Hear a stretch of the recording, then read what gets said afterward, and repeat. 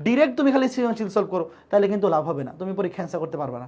তাহলে কী করতে হবে, একটা অধ্যায় থেকে বিগত বছর বোর্ডে যে ম্যাথগুলো বেশি বেশি আসছে, অন্তত ধরো 2-3 বার করে আসছে, সবগুলো ম্যাথ আগে দেখতে হবে। তারপরে ওই অধ্যায় থেকে বিগত অন্তত 3 বছর বা 4 বছরের সৃজনশীলগুলো তুমি দেখবা। ধরো তো অনেকেই বলতেছিল ভাইয়া ওয়ান শট সিকিউ ক্লাস নেন, তো তোমাদের উদ্দেশ্যে একটা কথা বলি, উচ্চতর গণিতে ভাইয়া ওয়ান শট সিকিউ ক্লাস করে মানে সৃজনশীল কমন ফেলতে পারবা না।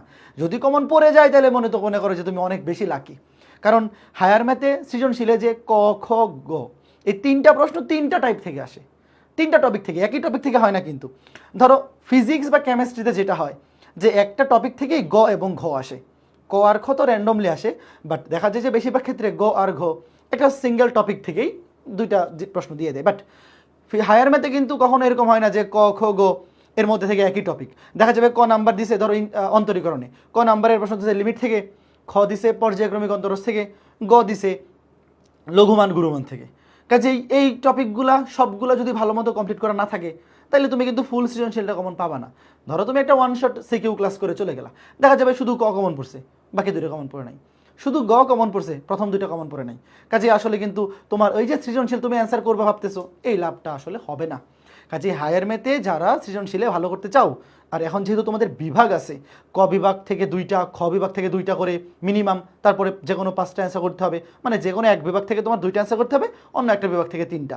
কাজে এইখানে অবশ্যই তোমাকে একটু ভালো মতো সবগুলো অধ্যায় কভার করে যাইতে হবে, শুধু ওয়ান শট সিকিউ এর উপর ভরসা করে চলে গেলে হবে না। 22 ব্যাচে বা 21 ব্যাচের সময় যে সিস্টেমটা ছিল ওখানে কোনো বিভাগ থাকতো না, 22 ব্যাচের সময় যে কোনো 3টা এবং 21 ব্যাচের সময় যে কোনো 2টা অ্যান্সার করলে হয়েছে। বাট তোমরা তো আসলে ওই সুযোগটা পাচ্ছ না। কাজে সবগুলো অধ্যায়ের অন্তত বোর্ডে আসা টাইপগুলো যখন সৃজনশীল, আসলে সৃজনশীল তুমি যদি একটা অধ্যায় আগে কিছুই পড়া না থাকে বা বই থেকে ম্যাথ না করে ডিরেক্ট তুমি খালি সৃজনশীল সলভ করো, তাহলে কিন্তু লাভ হবে না, তুমি পরীক্ষা অ্যান্সার করতে পারবে না। তাহলে কী করতে হবে, একটা অধ্যায় থেকে বিগত বছর বোর্ডে যে ম্যাথগুলো বেশি বেশি আসছে, অন্তত ধরো 2-3 বার করে আসছে, সবগুলো ম্যাথ আগে দেখতে হবে। তারপরে ওই অধ্যায় থেকে বিগত অন্তত 3 বছর বা 4 বছরের সৃজনশীলগুলো তুমি দেখবা। ধরো একটা অধ্যায় তুমি আগে বই থেকে সবগুলো টাইপ যে ম্যাথগুলো বোর্ডে আসে কমপ্লিট করলা, তারপরে তুমি যদি বিগত বছরের সৃজনশীলগুলো নিয়ে বসো, দেখবা 90% জিনিস হুবহু সেম, তুমি দেখেই বুঝে ফেলতেছো, আর বাকি 10% জিনিস তুমি পারবা, বাট উদ্দীপকটা হয়তো একটু এদিক সেদিক করে দিছে। তো এই জিনিসটা ধরতে পারার জন্য সৃজনশীলগুলো আগে থেকে ভালো মতো প্র্যাকটিস করা জরুরি। তো সেই 10% ধরো তুমি প্রথমে উদ্দীপক থেকে বুঝলে না, সেটা সলিউশন থেকে হেল্প নাও। সলিউশন দেখার পরে তুমি অবশ্যই বুঝতে পারবা। একটা অধ্যায়ের সবগুলো টাইপ যদি আগে থেকে পড়া থাকে, কাজেই বোর্ড পরীক্ষায় এমন কোনো প্রশ্ন আসবে না যেটা তুমি দেখে বুঝবা না, অন্তত সলিউশন দেখে বুঝতে পারবা তুমি।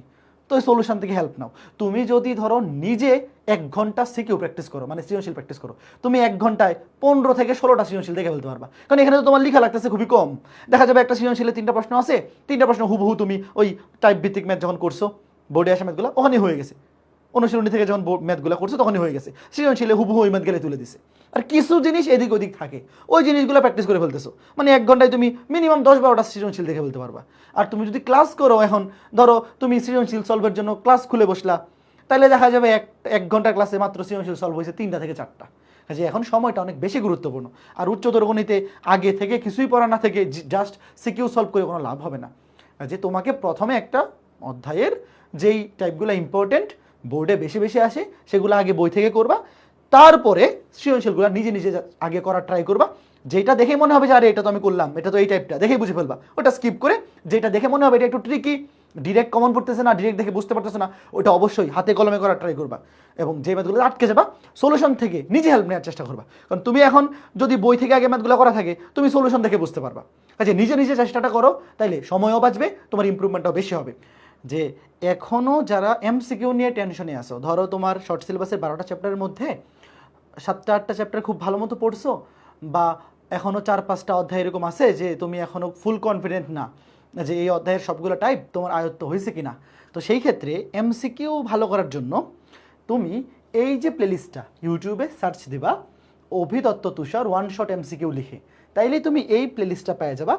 এই প্লেলিস্টের দেখো সবগুলো ক্লাস, মোট 12টা ক্লাস আছে, মানে তোমাদের শর্ট সিলেবাসে যেই 12টা চ্যাপ্টার আছে ওই 12টা চ্যাপ্টারের উপরই ওয়ান শট এমসিকিউ ক্লাস আছে। এই ক্লাসগুলো 22 ব্যাচের সময় নিয়েছিলাম আমরা, তো 22 ব্যাচের যেই সিলেবাস তোমাদের শর্ট সিলেবাস তো সেমই, এবং এইখানে যেই ওয়ান শট এমসিকিউ ক্লাসগুলো আছে এই ক্লাসগুলোর অ্যাভারেজ ডিউরেশন 2 ঘন্টা থেকে 2.5 ঘন্টা, এবং সবগুলা টাইপ একাডেমিক পরীক্ষার জন্য বা এইচএসসি পরীক্ষার জন্য যেই টাইপগুলো দরকার মোটামুটি সবগুলো টাইপে এখানে কভার করা আছে।